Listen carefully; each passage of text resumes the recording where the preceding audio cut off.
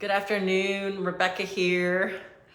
Happy Women's History Month. We are in the month of March, celebrating an incredible milestone here in our country and the incredible contribution that so many women in America have made to the fabric of our nation. And I recently wrote a blog on the issue of acknowledging, embracing, and celebrating women for Women's History Month. Make sure you go to my website and take a read at RebeccaContreras.com.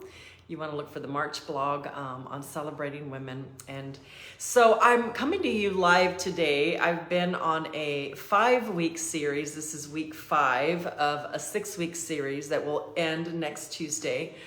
Today we're talking about alignment, and we've been discussing the issue of alignment and how important it is to be aligned to our purpose, aligned to identity, aligned to our life and how we look at life and embrace our daily walk. And today on week 5, I want to talk about alignment and recognizing and living a life filled with serving others, focused on others. And for me, it brings me tremendous joy and embracing alignment in my own purpose when I live others focused. There's so much great reward that goes into serving others and meeting the needs of others outside of our own individual needs, and live what I call an others focused mindset and lifestyle. And Acts 20:35 tells us it is more blessed to give than to receive. And I have personally experienced and lived out this truth of living a life to be a blessing. And certainly we all are created to be here on earth for a purpose. And in addition to being moms and husbands and wives and grandmothers and sisters and embracing all that we have to live our best family, we also are created to create impact here on earth and to live a life of impact. And for me, that impact is centered around alignment to serving others and to be others focused. And especially those of us who are believers and who have embraced the goodness of God's mercy and his forgiveness in our life, and we believe in the higher power, and we believe that we are here for a reason. And if you're like me, I have been through a lot in my own personal journey, and I have faced a lot of need for forgiveness and a lot of need for God to invest in my life, to live my best life. And because of that, I love to pay it forward. And there's a great saying in life that I love: to whom much is given, much is required. And most importantly in that requirement is to live others focused and really be aligned to who God created us to be in that others centric mode. So how do we know that we're lived to create, or we are created to live others focused?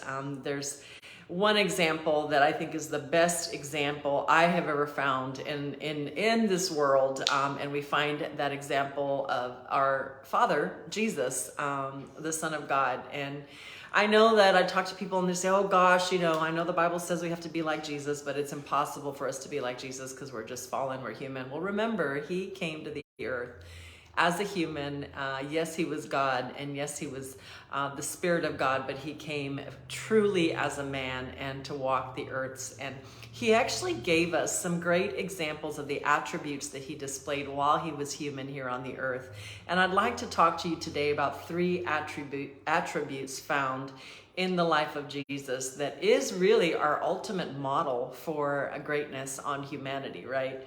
He's not here with us anymore. He's up in heaven, but we are left behind as his instruments of goodness, and how we need that today in today's chaotic world. So number 1 attribute that we can all aspire to be like is Jesus really modeled serving others. And although he was the Son of God and a very powerful deity, he made it a point to always extend that caring hand to those less fortunate.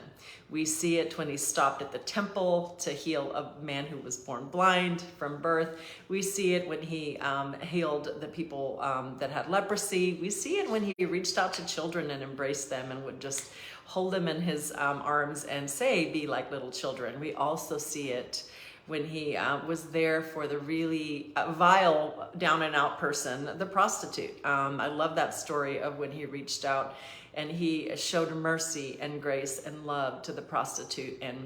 And a lot of the stories that you read, I would encourage you to read Matthew, Mark, Luke, and John. The Gospels are my favorite parts of the New Testament because it really depicts the story and life of Jesus. He really displayed and modeled how to serve others. So that's attribute number one. Attribute number two is he was motivated by compassion. So what motivated Jesus?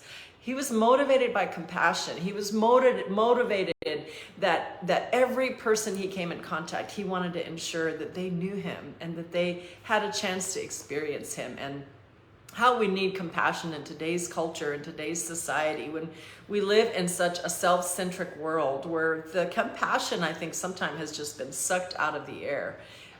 And so I choose to live my life demonstrating compassion, even to those that perhaps it's hard to be compassionate about. You know, we all can have compassion and empathy and demonstrate that. It reminds me, my husband and I were in downtown Austin last Thursday at a happy hour mixer for a business event, and afterwards we walked across the street and sat at a restaurant, and it was pouring rain, and this poor old man came in just soaking wet, and just to get some relief from the pouring rain. And David we had our dinner, and he took some of our dinner and had the lady pack it up and walked it out to him and sat with him and asked his name. And I saw my husband being motivated by being moved with compassion. And so we can all show a little more compassion in our life every day. Number three, attribute number three, Jesus lived his life on a mission.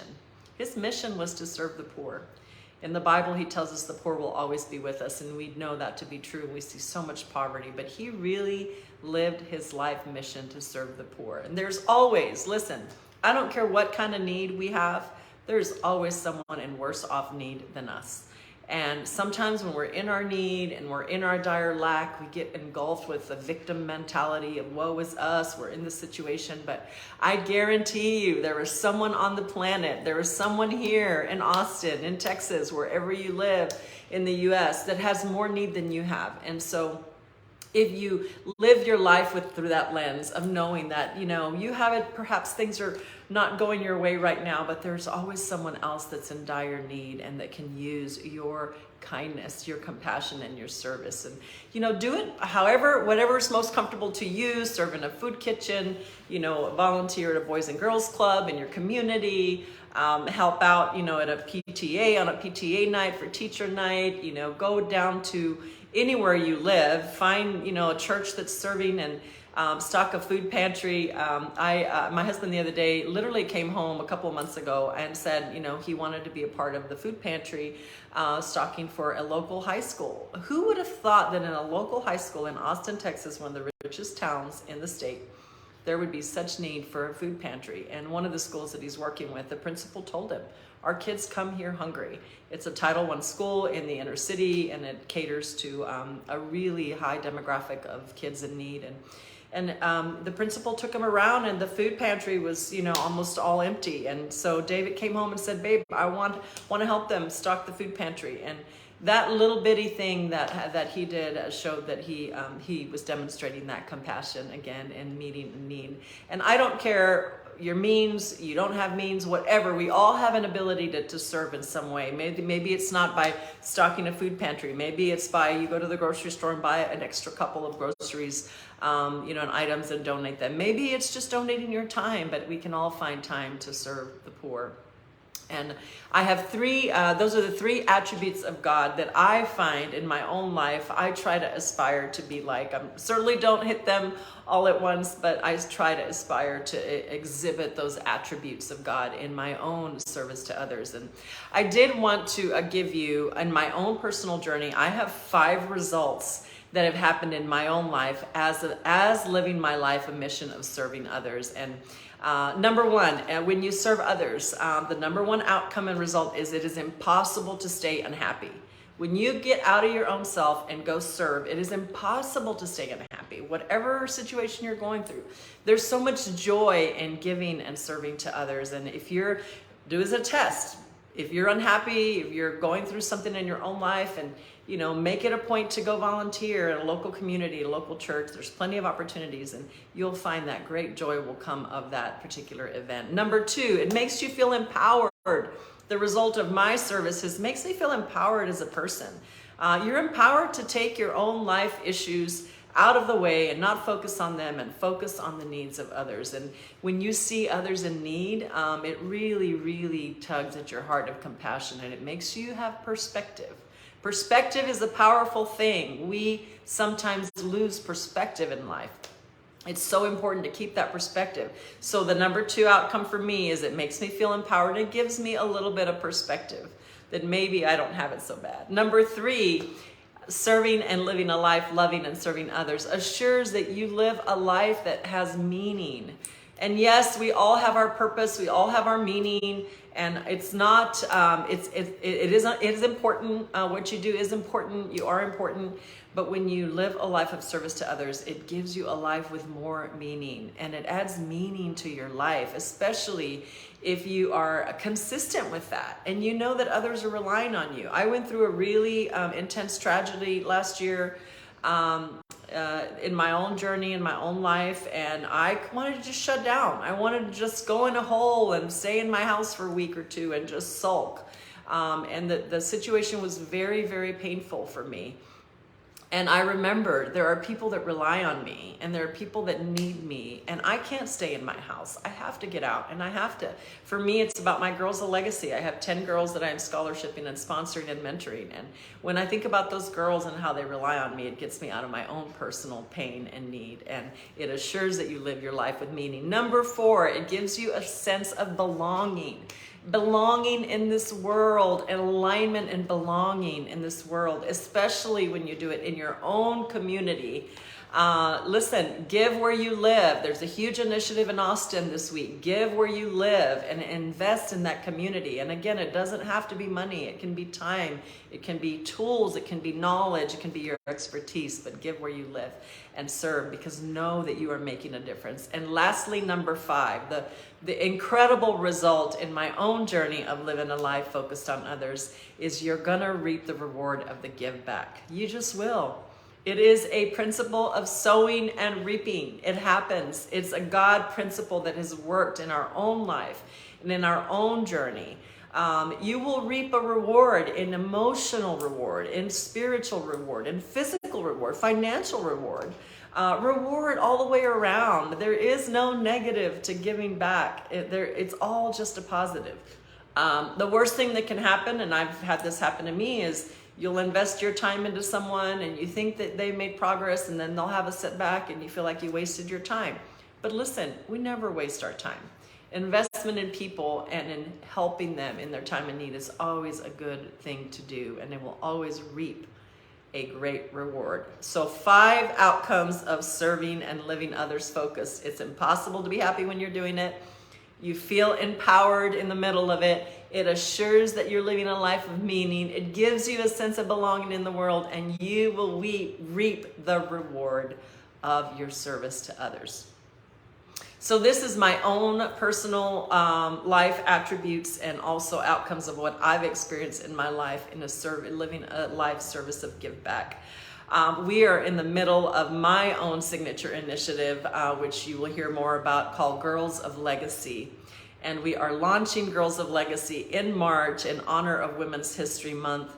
We'll go through the whole month of March and the month of April. We have a signature event that I'm hosting at the Headliners Club in Austin. We'll bring leaders and community leaders together and business people to really meet the girls, invest in their lives, and be a part of my own give back to the community, which is Girls of Legacy. To learn more about Girls of Legacy and take part in it, it is a scholarship match program. I am personally matching every dollar that we raise, and every dollar that is raised will go 100% to the girls that are enrolled in university or in some other form of professional development, dental school, beauty school, tech school. And these are girls that are worth our time. They're worth our investment. They are smart. They're in a place in their life where they're eager and they're young and they're excited to get on with their life, and we're very proud of them. So learn more about Girls of Legacy on RebeccaContreras.com/Girls of Legacy, or you can click on the link Girls of Legacy. If you want to be a part of my give back, remember, $10 turns into $20. No amount is too small. I would encourage you to go to that link and give and donate. And I can personally assure you that the give back will be worth your time. So we are done. We are in week 5. Next week will be our last week on Tuesday. We will be here 12 p.m. Central, and we will be doing a wrap up of the alignment series. If you have missed the series, I have them all on my website at RebeccaContreras.com. I would encourage you to watch them. They're short, they're sweet, they're to the point and powerful, and it gives you some great tips on how to get into alignment with you because you're worth it. Have a great day.